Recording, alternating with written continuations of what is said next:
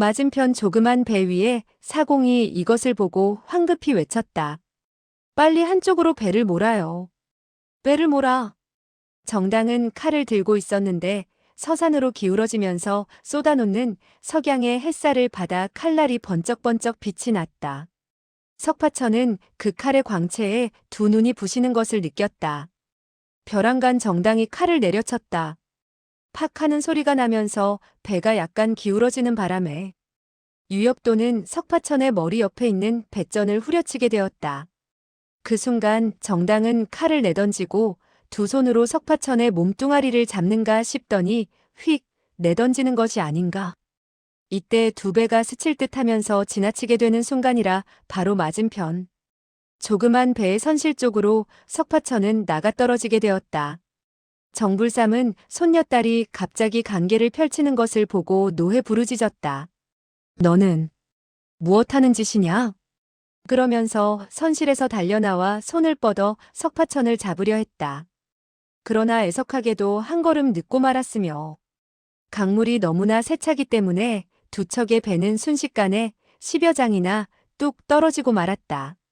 정불삼의 경공신법이 제 아무리 뛰어나다 해도 이때 몸을 날려서 저쪽 배로 건너뛸 수는 없었다. 그는 두 손을 뒤로 돌려 냅다 정당의 따귀를 한번 후려치고는 큰 소리로 외쳤다. 키를 돌려. 키를 돌려서 쫓도록 해. 그러나 양자강 물결은 거세기가 이를 데 없었다. 어떻게 순식간에 배를 되돌릴 수 있겠는가? 더군다나 그 조그만 배는 매우 가볍고 날렵해서 쏜살같이 달아나고 있었다. 정불삼이 급히 배를 돌려 세워서 쫓으려고 했을 때 이미 그 배는 종적도 없이 사라지고 난 후였다. 한편 석파천은 허공에서 한 바퀴 제주를 넘으며 얼굴을 아래로 하고서 떨어지게 되었는데 떨어지고 보니 몸에 부딪히는 것이 매우 부드러웠다. 조금도 몸이 아프지 않았다. 그러나 주위가 어둡고 침침하여 사물을 분간하기가 어려웠다. 이때 그 누가 놀람에 찬 비명소리를 내질렀다. 그는 몸을 움직일 수도 없었고 감히 입을 열어 말을 할 수도 없었다. 그는 곧 코끝으로 한 가닥 그윽한 향기가 스며드는 것을 느낄 수 있었다. 마치 장락방에 총타에 있는 자기의 침대로 되돌아간 듯한 느낌이 들었다. 약간 정신을 가다듬고 살펴보니 바로 자기는 이불 위에 떨어진 것이었다. 코와 입은 어느 베개에 파묻혀 있었는데 베갯가에는 다른 사람의 머리가 있었고 그 머리통에 기다란 머리카락이 나 있는 것으로 보아 상대가 여자라는 것을 알 수 있었다. 이렇게 되자 석파천은 깜짝 놀라게 되었고 와 하는 비명소리를 내지르게 되었다. 그러자 그 여자는 놀람에 찬 음성으로 부르짖었다. 누구예요? 당신은 어떻게 된 사람이에요? 석파천은 더듬거리며 말했다. 나는. 그는 어떻게 대답해야 할지 몰라 더듬거리기만 했다. 그 여자는 재차 물었다. 어째서 우리 배에 올라타게 되었단 말이에요? 네, 한 칼에 당신을 죽여버리고 말겠어요. 석파천은 그만 놀라며 부르짖었다. 아니요. 내 스스로 이 배에 올라온 것이 아니고 다른 사람이 나를 던져서 이곳으로 들어오게 된 것이요. 그 여자는 석파천이 무슨 말을 하는 건지 종잡을 수가 없어 급히 말했다. 당신은 빨리 나가요. 어째서 내 이불 안으로 기어든단 말이에요? 석파천은 정신을 차리고 바라보았다. 아니나 다를까 자기의 가슴팍에 요가 깔려 있었고 등에도 이불이 덮여 있었다. 얼굴은 베개에 파묻힌 꼴이었으며 이불자락에는 아직도 따뜻한 온기가 남아 있었다. 그제서야 정당이 그를 내던지게 되었을 때 공교롭게도 조그만 배의 선실 안으로 날아가게 되었고 침대 위에 깔아놓은 이불자락에 떨어진 것을 깨달았다. 야단난 것은 그 침대 주인이 여자라는 사실이었다. 만약 그의 손발이 묶여있지 않았더라면 벌써 몸을 일으켜서 달아났겠지만 아직도 혈도가 풀려지지 않았고 손가락 하나 움직일 수 없는 상태인지라 부득이 사과의 말을 하지 않을 수 없었다. 나는 움직일 수가 없소.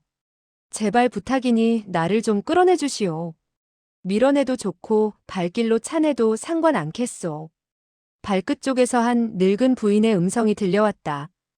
이 무엄한 놈이 무슨 소리를 하고 있는 거냐? 빨리 한 칼에 죽여 없애. 눈앞에 젊은 여인이 말했다. 할머니 그를 죽인다면 저의 이불자락이 모두 피로 물들게 될 텐데 그렇게 되면 어떻게 하죠? 매우 초조한 어조였다. 노부인은 노에 부르짖었다. 도대체 저게 무엇하는 놈이냐? 이봐, 이 멍청한 녀석아. 빨리 기어서 이리 나와. 석파천은 급히 부르짖었다. 나는 몸을 조금도 움직일 수 없단 말입니다. 보십시오. 나는 영태혈과 현추혈을 찍혔단 말입니다. 전신이 꽁꽁 묶여서 조금도 움직일 수 없습니다. 낭자인지 부인인지 모르지만 한 이불 속에 누워있는 사실이 알려진다면 서로 난처해지지 않겠습니까? 여자는 퇴하고 침을 뱉으며 외쳤다. 누가 부인이에요? 나는 아가씨란 말이에요. 나도 움직일 수 없어요. 할머니, 빨리 방법을 강구하세요. 이 사람은 정말 묶여 있어요. 석파천은 다급한 음성으로 말했다. 할머니, 부탁입니다. 수고스럽지만 저를 좀 끌어내주세요. 저는 이 아가씨에게 죄를 지을 수가 없어요. 아, 이건 정말 죄송하기 그지없는 일입니다. 노부인은 노하여 부르짖었다.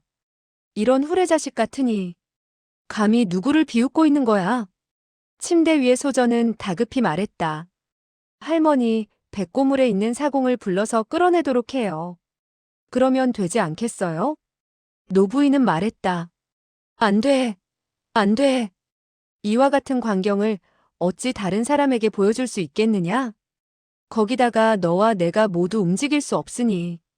석파천은 속으로 생각했다. 혹시 노파와 소저 역시 묶여있는 것이 아닐까? 이때 그 노파가 말했다. 이 후레자식 같으니.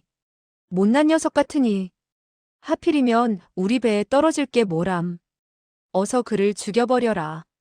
이불에 핏자국이 묻게 된들 무슨 상관이냐? 우리는 조만간 남에게 죽음을 당할 처지가 아니냐? 소저는 맥이 풀린 어조로 말했다. 저는 이미 사람을 죽일 힘조차 없어요. 노파는 황급히 부르짖었다. 칼로 천천히 그의 목줄기를 톱질하듯 해서 따도록 해라. 그렇게 되면 그 후레 자식은 죽을 것이다. 석파천은 큰 소리로 부르짖었다. 안 됩니다. 안 되어요. 저의 피는 아주 더러워요. 저의 더러운 피가 이 향긋한 이불자락을 엉망진창으로 만들게 될 것입니다. 더군다나 이불 속에 시체가 누워있다면 그건 역시 좋지 않을 것입니다. 그러자 획 하는 소리와 함께 소저가 깜짝 놀라며 몸을 움츠리는 것이었다. 이불 안에 시체라는 말에 놀란 것 같았다. 석파천은 내심 기뻐했다. 소저가 분명히 이런 행동을 보이리라 짐작했던 것이다. 소저는 자기의 할머니에게 외쳤다. 할머니, 나는 칼을 뽑으려 해도 뽑을 힘이 없어요. 석파천은 기쁨의 미소를 띄우고 흐뭇해져서 말했다. 소저에게 칼을 뽑을 기운이 없다면 더없이 잘 되었구려. 나는 지금 움직일 수 없으니 만약 소저가 나를 죽인다면 나는 뻣뻣한 강시가 되어 소저의 곁에 들어눕는 꼴이 될 것이니까 그 얼마나 무지막지한 광경이겠소? 내가 살아서 움직이지 못하니 강시가 될 것이 뻔한 노릇인데 움직이게 되어 얼음과 같이 차가운 강시의 손이 소저의 목줄기를 어루만지게라도 된다면 소저는 그와 같은 말에 더욱더 두려움을 느낀 듯 자기도 모르게 부르짖었다. 나는 당신을 죽이지 않겠어요. 나는 당신을 죽이지 않겠어요. 잠시 후 그녀는 울음 섞인 음성으로 떨며 다시 말했다. 할머니, 어떻게 방법을 강구해서 이 사람을 밖으로 내보내야 할 것이 아니에요? 노파는 무엇을 곰곰이 생각하는 듯 나직이 말했다. 나도 지금 그 방법을 강구하고 있는 중이다. 그러니 더 이상 말 좀 시키지 말아라. 이때 어스름한 달빛이 구름에 가려지고 있었다. 따라서 선실 안은 칠흑과 같이 어두워졌다. 석파천과 소저는 같은 이불자락을 덮고 있었으나 다행히 떨어질 때 한 옆에 떨어져서 그녀의 몸에 부딪히지는 않았던 것이다. 어둠 속에서 소저가 가쁘게 몰아쉬는 숨소리만 들려오고 있었다. 그 숨소리로 미루어 보아 그녀는 매우 당황하고 다급해하는 것 같았다. 한참이 지난 후에도 노파는 여전히 어떤 대책을 강구하지 못하고 있었다. 벼랑간 멀리서 날카로운 휘파람 소리가 2번 들려왔다. 정적만이 감도는 밤인지라 그 휘파람 소리는 매우 귀에 거슬렸다. 곧이어 한 차례 웃음소리와 더불어 외치는 소리가 들려왔다. 소취, 하룻밤 하룻낮을 기다렸는데 어째서 이제서야 오는 거요? 소저는 급히 말했다. 할머니, 그가 마중을 나왔는가 봐요. 어쩌면 좋죠? 노파는 코웃음을 치고 말했다. 흥, 아무 말도 하지 말고 있거라. 나는 지금 진기를 끌어모으고 있는 중이다. 경맥이 조금이라도 유통되어 몸을 움직일 수 있다면 나는 저 강 한복판에 뛰어들어 이 세상을 하직하겠다. 그러면 저 늙은 요괴로부터 당할 모욕은 면할 수 있다. 소저는 눈물을 글썽이며 황급히 말했다. 할머니, 그건 안 돼요. 노파는 노해 말했다. 나를 방해하지 말라고 했지 않느냐? 이 할머니는 이미 그렇게 마음을 굳혔다. 너는 어떻게 하겠느냐? 나를 따르겠느냐? 소저는 잠시 망설이다가 말했다. 저도 할머니와 함께 죽겠어요. 노파는 고개를 끄덕였다. 좋다. 그리고는 다시 아무 말이 없었다. 석파천은 2번이나 주화인마의 고통을 당한 적이 있었다.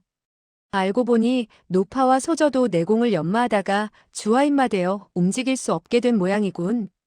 그런데 하필이면 이때 적이 나타나다니 정말 난처하게 되었구나. 하류 쪽에서 창노한 음성이 다시 들려왔다. 검으로 겨루어도 좋고 주먹으로 겨루어도 좋다. 정넷째는 아무거나 응하겠다. 소취, 왜 대답이 없느냐? 말소리는 이미 수십 장 밖에서 들려오고 있었다. 잠시 후에 허공에서 철커덕 소리가 들려왔다. 곧이어 쿵 하는 음향이 울려 퍼졌다. 어떤 물건이 배에 날아온 것이었다. 그것은 다른 배에서 누군가 닻을 던진 것이었다.